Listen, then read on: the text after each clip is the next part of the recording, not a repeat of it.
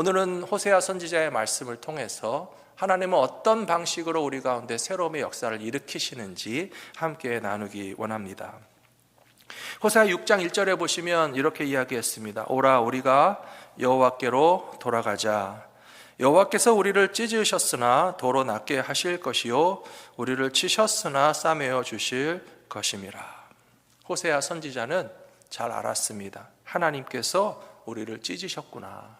하지만 하나님은 우리를 찢어지게만 하시는 분이 아니고 도로 낫게 하여 주시는 하나님이시라고 고백하고 있습니다. 하나님의 백성들이 때로는 하나님께로부터 매를 맞는 것 같이 우리를 치셨다라고 하는 표현을 할 수밖에 없는 아픔을 겪을 수 있지만, 그러나 하나님은 우리를 다시 어루만져 주시고 싸매어 주시는 아버지가 되신다라고 고백했던 것처럼 우리 갈보리 믿음교회 성도님들도 우리를 다시 낫게 하여 주시고 어루만져 주시고 싸매어 주시는 은혜를 새해에는 반드시 경험하시게 되기를 부탁합니다.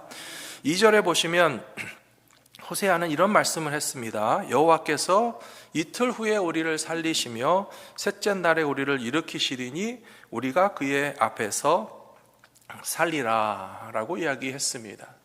호세아의 시대에 이렇게 고백할 만한 어떤 일들이 있었겠지만, 그러나 이 말씀은 놀랍게도 예수님의 십자가의 죽으심과 부활을 예언하고 있다는 점에서 우리는 깜짝 놀라게 됩니다. 하나님이 행하시는 창조적 파괴의 절정에는 예수님의 십자가 사건이 있다는 것입니다.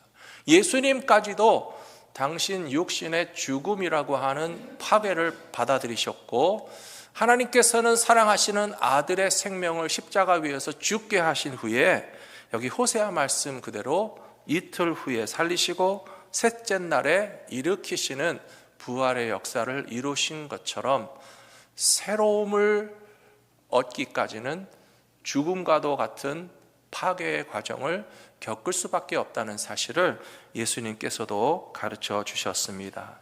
사랑하는 성도 여러분, 괴롭고 힘든 시간들이지만 우리에게는 결론은 소망입니다. 끝에는 희망이 있는 줄로 믿습니다. 이틀 후에 살리시고 사흘 후에 일으키시는 하나님의 계획하심이 있으시기 때문에 죽음처럼 차갑고 어두운 시간들을 믿음으로 견디며 통과하여서 승리하시는 주님의 백성들이 되셔야 할 줄로 믿습니다. 이와 같은 과정을 거치고 나면 하나님은 진짜 놀라운 새로운 일을 행하시는 하나님이십니다.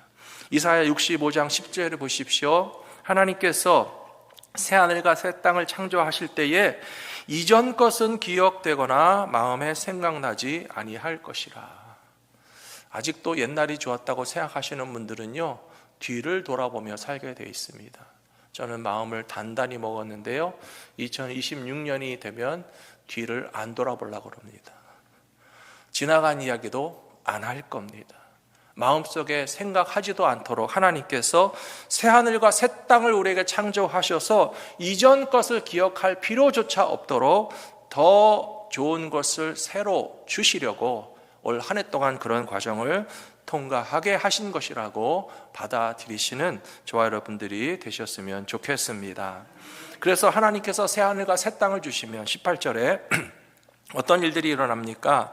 너희는 내가 창조하는 것으로 말미암아 영원히 기뻐하며 즐거워할지라. 보라, 내가 예루살렘을 즐거운 성으로 창조하며 그 백성을 기쁨으로 삼고 내가 예루살렘을 즐거워하며 나의 백성을 기뻐하리니 우는 소리와 부르짖는 소리가 그 가운데서 다시는 들리지 아니할 것이다. 저는 18절, 19절의 말씀을 우리 교회를 집어넣고 읽었으면 좋겠어요. 이렇게 한번 읽어볼까요? 갈보리 믿음교회는 내가 창조하는 것으로 말미암아 영원히 기뻐하며 즐거워할지라. 보라, 내가 갈보리 믿음교회를 즐거운 성으로 창조하여 그 백성을 기쁨으로 삼고 내가 이 교회로 인하여 즐거워하며 나의 백성들을 기뻐하리니 그 안에서 우는 소리와 부르짖는 소리가 다시는 들리지 아니할 것이다. 아멘이십니까? 거기는 날수가 많지 못하여 죽는 어린이가 없겠고 수한이 차지 못한 노인이 다시는 없을 것이라. 100세에 죽는 자를 젊은이라 하겠고 100세가 못되어 죽는 자는 저주를 받은 자이리라. 마지막 부분은 좀 애매하지만 100세 넘도록 건강 장수하셔서 하나님께 영광 돌리시는 모든 성도님들 되시기를 축원합니다. 그래서 제가 18절과 19절에만 교회 이름을 넣겠다고 그랬잖아요. 두 번째로 하나님의 때와 방법을 이해하는 것이 새롭게 하심의 과정을 따라 완성에 이르게 되는 비결입니다. 호세아 선지자는 하나님 어느 때입니까? 라고 묻지 않았고요, 우리가 하나님을 더 알기를 원합니다 라고 고백하고 있습니다. 3절 말씀해 보시면 그러므로 우리가 여호와를 알자, 힘써 여호와를 알자. 그의 나타나심은 새벽빛같이 어김없나니 비와 같이 땅을 적시는 늦은 비와 같이 우리에게 임하시리라 하니라. 사랑하는 성도 여러분, 하나님을 아는 것은요, 하나님의 때와 방법을 우리가 다 알 수 있다는 것은 아닙니다. 우리가 하나님을 힘써 더 알아야 될 것은 하나님은 새벽빛같이 어김없이 약속하신 것을 하나님의 때에 맞추어 행하시는 하나님이라는 사실을 믿는 것을 의미합니다. 하나님께서는 반드시 우리 가운데 새 일을 행하여 주실 줄로 믿습니다. 이전 것을 기억할 필요가 없을 만큼의 아름다운 새하늘과 새 땅을 언제일지 모르나 반드시 주실 하나님이시라는 사실을 굳게 믿고 붙잡으라는 말씀입니다. 몇 주 전에 토요일 새벽에 교회로 열심히 달려오고 있었는데요, 프리웨이 앞에서 빨간 불들이 팍팍팍 켜지면서 길이 막히는 장면이 눈에 들어왔습니다. 가끔 있는 일인데 공사를 한다든지 교통사고가 나면 프리웨이를 경찰들이 중간에 갑자기 막는 경우가 있습니다. 또 그런 일이 있는 것 같아서 제가 좀 눈치껏 빨리 이렇게 차선 변경을 해가지고 우회 도로로 교회에 빨리 오기 위해서 이렇게 올라섰거든요. 근데 제 판단이 실수였어요. 바로 코앞에서 탁 막히는 데까지 제가 길을 잘못 들어선 거예요. 그래서 꼼짝도 못하고 차 안에서 기다려야만 했는데요, 그 시간이 기다리는 게 참 힘들었습니다. 제가 목사님들에게 메시지를 보내서 길이 막혀서 좀 늦을 것 같으니 제가 정시에 도착 못하면 찬송 부르면서 기다리시다가 늦게라도 제가 들어가면 새벽기도 인도하겠습니다 라고 메시지를 보내놓고 기다리는데요, 결국에는 30분 동안 꼼짝 못하고 있었어요. 그래도 통제가 풀린 다음에 확 달려오니까요, 토요 새벽기도에 3분밖에 늦지 않았어요. 결과적으로 마음은 잔뜩 졸였지만 감사하다게 생각했거든요. 하지만 30분이 30분에 끝날지는 저는 몰랐어요. 길이 막힌 상황에서는요, 그냥 답답하게 애가 타는 거예요. 안절부절하는 거예요. 빨리 교통 통제가 풀려서 교회로 빨리 달려가서 정한 시간에 새벽 기도를 시작을 해야 되는데 경찰들은 탁 틀어막고 차 한 대도 못 가게 하죠. 어디서 느릿 이 토잉카가 오더니만 사고 난 차를 좀 치우는데요, 저는 막 답답해가지고 좀 빨리 확 치워주고 그냥 막 달려가게 해주면 좋겠는데 그냥 안전이 제일이니까 그냥 시컨 다 하고 나서 그 다음에 이제 경찰들이 다 확인한 다음에 이제 가도 좋다라고 탁 풀어주더라고요. 그래서 제가 또 텍스트 메시지를 목사님 저 출발합니다 그러면서 그냥 와 달려와가지고 새벽 기도회를 인도했는데요, 사실 이런 마음은 2025년 1년 내내 제 마음을 무겁게 짓누르는 부분이었어요. 끝날 때까지는 끝난 줄을 모르기 때문에 언제 끝날지 몰라서 애간장을 태우는 거예요.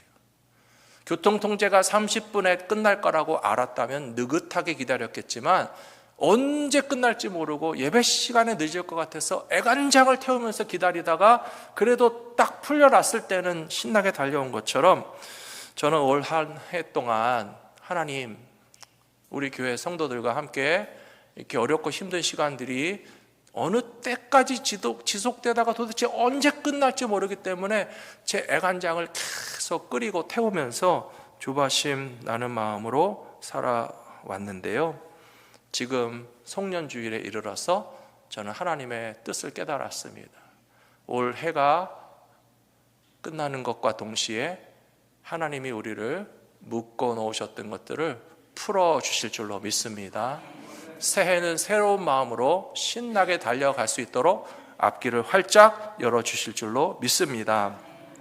추운 겨울이 지나가지 않고 봄을 기다리는 분들은 이 겨울이 언제 지나가서 새 봄이 다가올까라고 기다리지만요, 놀라운 것은 하나님께서는 해마다 얼음을 뚫고 새 순이 솟아나게 하시는 하나님이에요. 그것은 얼음 속에서도 하나님께서 생명들과 함께 일하고 역사하고 계신다라고 하는 의미가 아니겠습니까? 바짝 마른 나무가 죽은 나무 같아 보이는데요, 어느새 겨울이 지나고 나면 새 잎이 돋고 꽃이 피는 것처럼 하나님은 일정하게 이른 비와 늦은 비를 내리시며 새벽 비를 내려주시듯이 우리 가운데 새 일을 행하시기 위하여 역사하고 계심을 믿고 바라보기 위해서는 힘써 여호와를 알자, 하나님이 어떤 분이신 줄 알고 하나님은 신실하신 하나님이신 것을 믿을 때에 그 약속을 반드시 지켜주실 줄로 믿습니다. 예레미야 24장 7절에 보시면 내가 여호와인 줄 아는 마음을 그들에게 주어서 그들이 전심으로 내게 돌아오게 하리니 그들은 내 백성이 되겠고 나는 그들의 하나님이 되리라 라고 말씀하셨습니다. 사랑하는 성도 여러분, 우리는 하나님이 우리의 하나님이신 줄로만 믿으면 되겠습니다. 우리의 온 마음을 다하여 하나님 아버지께로 돌이키기만 하면 하나님의 때가 되면 새 봄이 오게 하시고 새 날이 밝게 하시고 우리의 어두운 길을 다 통과하고 밝은 길로 달려갈 수 있도록 인도해 주실 줄로 믿습니다. 전도서 3장 11절에 또 보시면 하나님이 모든 것을 지으시되 때를 따라 아름답게 하셨고 또 사람들에게는 영원을 사모하는 마음을 주셨느니라. 그러나 하나님이 하시는 일의 시종을 사람으로 측량할 수 없게 하셨도다 라고 고백했습니다. 하나님의 일이 언제 시작되고 언제 끝나는지 우리는 잘 몰라요. 우리의 삶의 고통과 시련과 연단의 과정이 어느 때쯤 시작돼서 어느 때쯤 끝나는 줄 다 알 수 있다면 우리의 마음이 별로 조급하지 않겠죠. 가슴을 끓일 일도 없을 것입니다. 그러나 인간의 지혜는 부족하기 때문에 하나님께서 행하시는 일의 시종, 시작과 끝을 측량할 수는 없으나 확실한 것은 전도서 3장 11절 말씀의 앞부분입니다. 하나님이 모든 것을 지으시되 때를 따라 아름답게 하셨고 또 사람들에게는 영원을 사모하는 마음을 주셨느니라. 사랑하는 성도 여러분, 하나님께서 올 한 해도 저와 여러분들에게 아름다운 일들을 많이 허락해 주셨습니다. 요거는 아멘을 못 하시겠습니까? 하나님께서 올 한 해 동안도 우리에게 아름다운 일들을 많이 허락해 주셨다고 저는 믿습니다. 감사할 게 전혀 없나요? 그렇지 않아요. 감사할 것 너무 많습니다. 잃어버린 것도 있고 손해본 것도 있고 상처받은 것도 있지만 감사할 것은 더 많고요, 지금까지 지내온 모든 것이 주님의 은혜라고 고백할 수 있거든요. 게다가 영원을 사모하는 마음을 주셨잖아요. 짧은 시간을 놓고 보면 괴로워요. 하룻밤도 참기 힘들 때가 있어요. 30분도 기다리는 게 애가 탈 때가 있어요. 한 계절이 지나가는 것도 답답하게 여길 수 있어요. 2025년 한 해도 참 우리에게는 아픔과 손해를 보았던 시기라고 생각하면 꽤 긴 시간 동안 힘들었습니다. 하지만 영원을 사모하는 마음을 주셨다고 그랬잖아요. 우리는 영원함을 지향하면서 살아가는 백성들인데 여러분, 지나온 날들을 회상해 보세요. 70년 동안 살아오신 가운데 아픔의 시간들만 많았습니까? 80년 동안 살아온 인생 가운데 괴로움과 고통만이 더 많았습니까? 아닙니다. 연세가 드신 분들은요, 인생에 지혜가 생겨나요. 70년 동안 이런 일도 겪었는데 2025년에 이 정도 한 번 있었던 것은 별거 아니다. 80년 동안에 이런 별일도 다 헤쳐나왔는데 어느 한 계절 한 해 동안에 이런 아픔을 겪었던 것은 하나님이 우리를 연단시키신 과정이고 새롭게 하시기 위하여서 파괴하고 재창조하시는 과정이라고 받아들일 수 있다면 이 영혼을 사모하는 사람들에게는 소망과 감사가 더 충만하게 될 줄로 믿습니다. 세 번째로 하나님의 새롭게 하심은 최후의 심판의 날에 완성된다는 사실을 잊지 마셔야 됩니다. 다윗의 왕실이 솔로몬 이후에도 계속 연단을 받았는데요, 결국에는 남유다 주전 586년에 바벨론에 의하여 멸망당했습니다.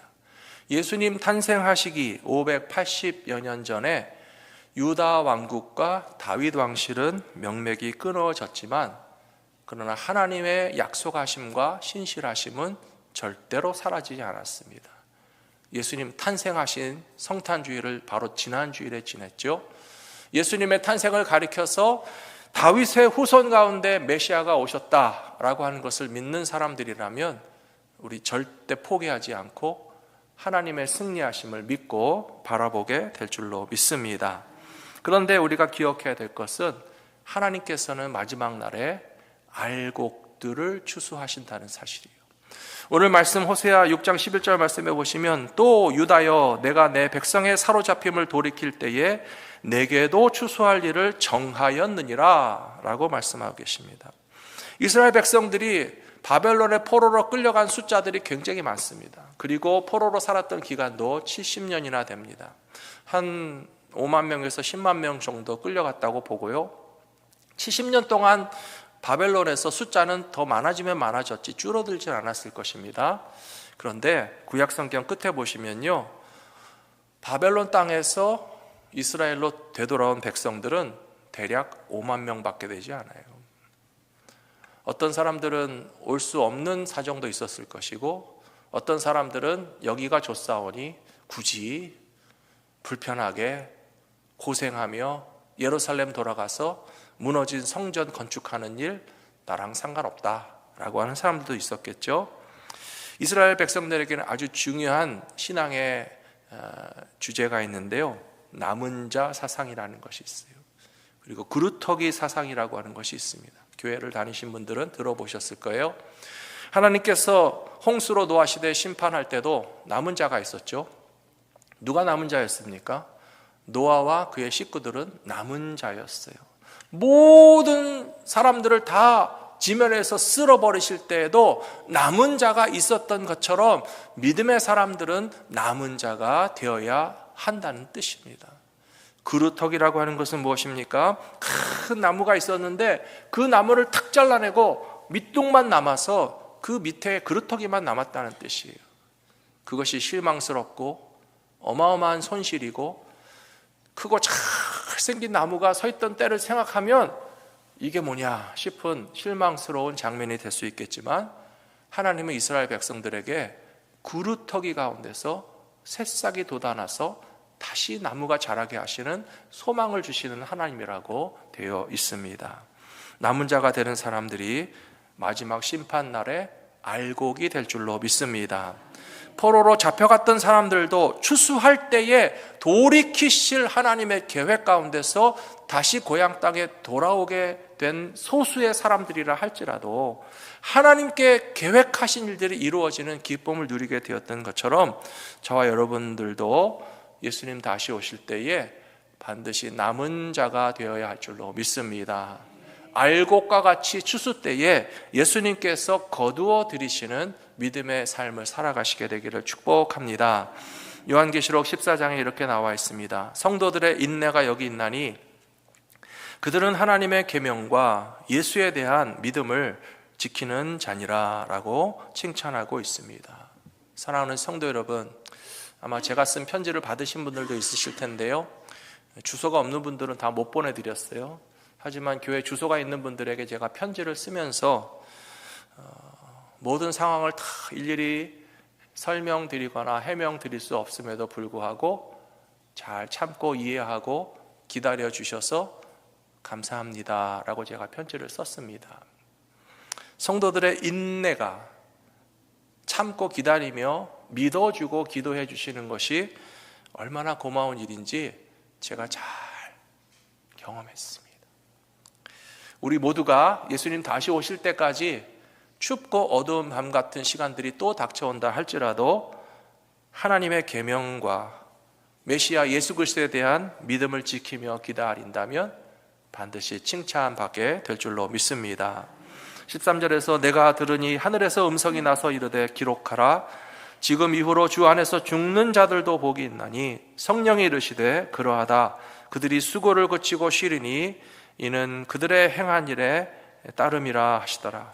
또 내가 보니 흰 구름이 있고 구름 위에 인자와 같은 이가 앉으셨는데 그 머리에는 금 면류관이 있고 그 손에는 예리한 낫을 가졌더라.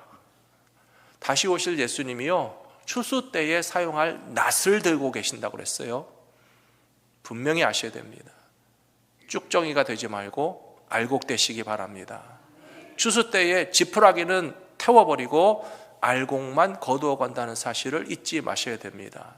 우리들이 믿음을 지키고 하나님을 바라보고 메시아를 바라보면서 우리에게 맡겨주신 믿음의 경주를 신실하게 달려갈 때에 마지막 심판날에 알곡되게 하셔서 귀하게 하나님의 나라로 거두어 가시는 갈보리 믿음교회의 모든 성도들이 다 되시기를 축복합니다.